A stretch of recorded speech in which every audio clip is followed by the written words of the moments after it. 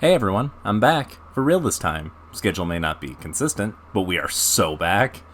This isn't going to be the most in-depth review in terms of edits that I've done, but this is just to get me back into the grind of making content. This is so impromptu, I don't even have new art assets yet for this, but I do have this model sheet of Izzy, the mascot character I've created, posted up on my Twitter, and this new icon drawn by the lovely Mimiori. Credit to both artists in the description below. So anyway,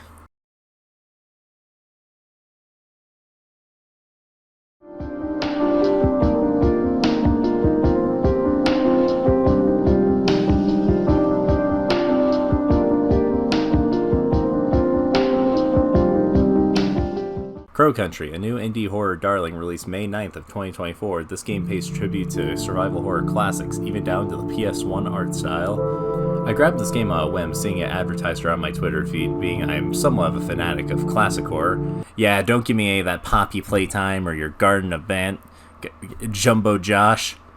Frederick Fazbear, though, is totally cool in my book. It's safe to say I fell in love with this game in every aspect about it. Its story, its survival gameplay, and engaging puzzles, while it may not be scary as I'm a grown-ass adult. Okay, listen here.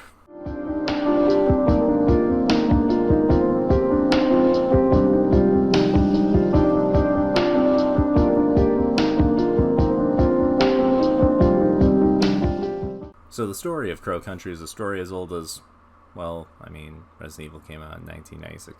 1990, 2 years after the sudden closure of the titular theme park, we follow Mara Forrest, a special agent sent to investigate the closure and disappearance of the owner, Edward Crow.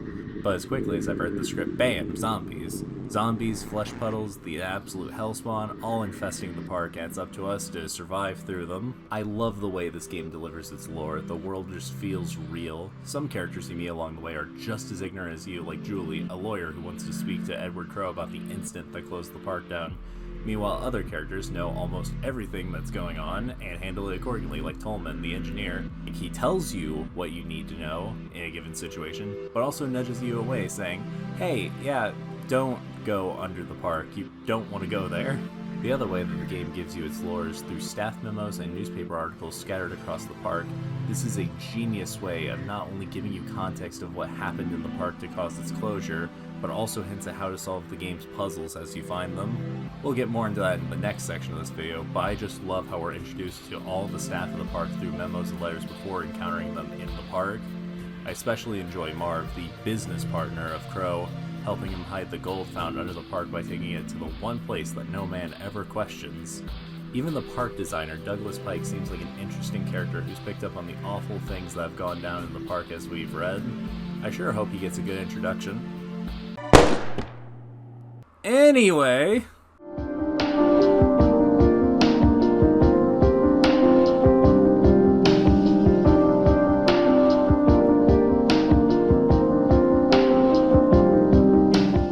so I have a bit of a confession to make.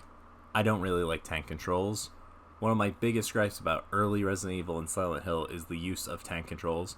I just don't enjoy having to turn a certain amount of degrees so I can walk down a hallway while being chased by a zombie dog. Crow Country, thankfully, took notes from modern horror games and said, nah, just walk, queen. There are some tank aspects to the game, but it's restricted to the game's gun controls. There's a little bit of the jank to the controls of moving Mara around the park. Obviously, you aren't a soldier in an FPS game, you aren't going to be able to run, shoot, you have to stand and take your shot. This also encourages you to run away from encounters. You don't have to kill all the monsters you come across. Even the mini-bosses of the game are optional.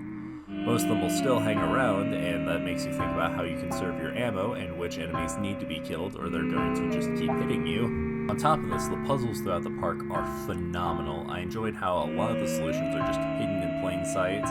A lot of these will definitely stump you for a couple minutes. One of my favorite puzzles is in the Haunted Manor, where you have to use a crank to change the times on clocks to get the gemstone out of the painting in between. I'm not going to put the solution in the video, but I felt really smart figuring this one out. All in all, I think the gameplay is a very good draw, being a nostalgic mix of classic survival horror resource management and brain-teasing puzzles. Crow Country feels like how I remember playing horror games back then, when I probably shouldn't have been playing them.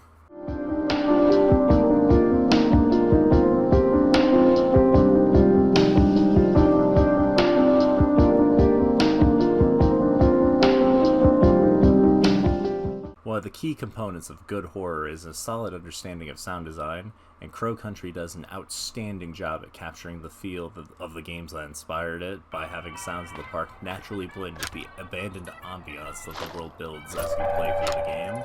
Most areas of the park are very quiet, with light hits of typical theme park music playing in the background from speakers long abandoned with the shutdown of the park. On top of that, it blends well with sounds of nature as it has started to reclaim the land the park is built on. I wish that I could use bits of the soundtrack for this video, but without an official release of the game's soundtrack, and out of respect to not rip the game wide open to get the audio files, I'll just play bits of gameplay to demonstrate what I'm talking about. When the OST is released, I will link it in the pinned comment of this video. But what I like most is the game's stinger and shift in audio when confronted by one of the guests. The sudden shift and sounds of agony are perfect complements to the uneasy sounds before these confrontations, amplifying the effect it takes on your mind. I really can't describe how good this is, so just take a listen.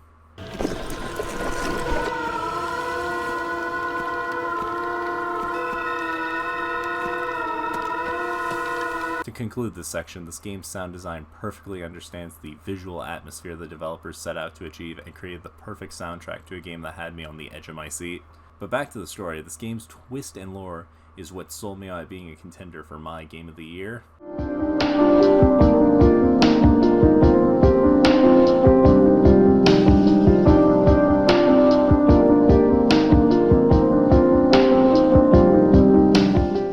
This is your one and only spoiler warning you're getting this video. If you don't care to be spoiled, we can go ahead with the next two sections. But if you want my final thoughts before deciding to buy the game, skip to the timestamp on screen. But I highly encourage folks who want to enjoy this game to pause the video here and come back after you finish your first playthrough. We'll still be here waiting. So early in the game, it's revealed the reason the park closed down was that a 15-year-old girl named Elaine Marshall was injured by what is known as the Guest, one of the first monsters appearing in the park. This caused Edward Crow to go into hiding to avoid the legal repercussions and attempting to contain the issue he started. The monsters of the park actually came from beneath the park with the mining operation from strange roots in the ground, these weird pylons filled with gold that Ed and Marv were trying to hide. Venturing down beneath the park, it is revealed that Mara was actually Elaine, returning to the park after 2 years to confront Crow that she was infected by the bacteria the guests brought with them. This twist is very well set up, such as the cigarette vending machines and Mara's interactions with them, and why would an 18-year-old be an agent and have a firearm? But double twist, Ed actually isn't really that bad of a guy, creating a cure for her and the others, but sacrificing himself to the pool where the roots come from. This pool is also implied to be where the guests came out of and a possible portal/time machine, but we'll circle back to that. And we get this sick-ass boss fight and mercy kill Edward to end his suffering, and everyone escapes and gets the cure. Except for the cop that I forgot to mention, and Marv, and Douglas. Anyway, let's talk about politics.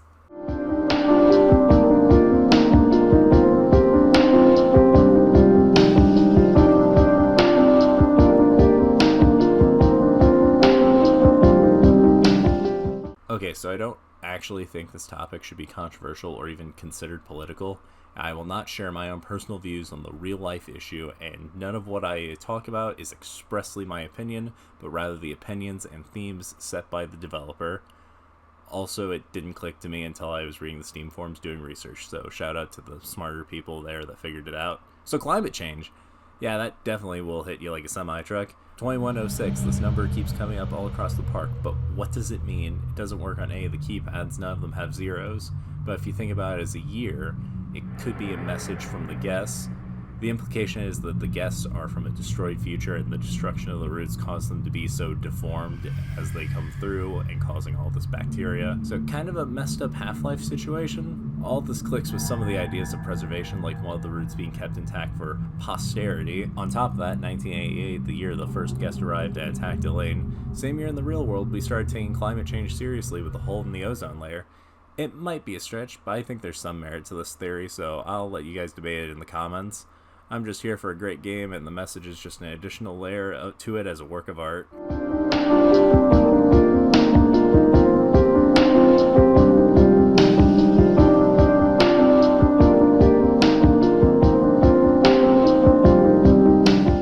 To wrap wrap up this review that's a bit longer than I planned, I adore Crow Country and can't wait to see more from the developer.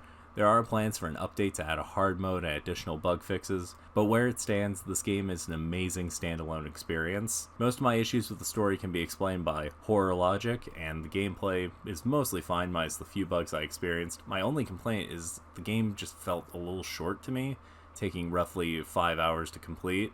I'd give this game a solid 8.5 out of 10. I'm going to take a small break again for a few weeks after making this quick review. However, I will still be working for the week this video is released. If you go to my Twitter account, I will have a poll open for what my next review will be. Until next time, be safe, and thanks for watching.